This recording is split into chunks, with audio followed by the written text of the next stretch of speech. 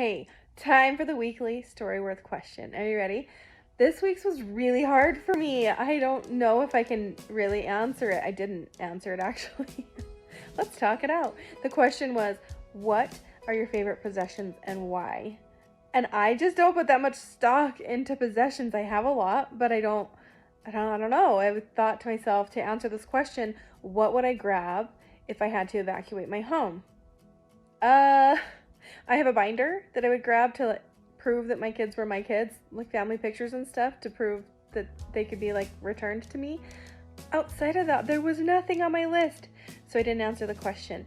But then I was sitting down to make this, and I wanted to show you guys a couple of things, but I want to know what you would grab, so make sure you let me know. There are a few things that I absolutely love, although I wouldn't grab them on my way out. I wouldn't turn around for them, and they're both pretty fragile. So, and they're both from my grandma. Go figure. So there's this bubbler that she used to play tricks on. She would hold a soda in her hand and wrap her hand around, and now it's supposed to bubble all the water up. See, it like boils the water. But her hand would be freezing, so she'd be like, oh, I don't know, it never works for me. You can hold it and it'll go back down.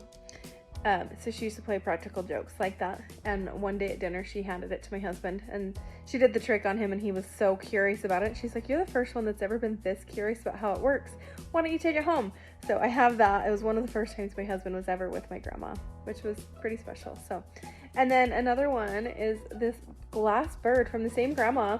She actually collected these, and she had them all over her house, and I have an obsession with birds, and I have to say it's likely from her, but now I have glass birds from her, and then I also have my own collection. When I find glass birds, I will pick them up and buy them, and I have birds all over my house, and it makes me think of her. So there are two that I love, but I don't know that I'd necessarily run back into like a fire to get them.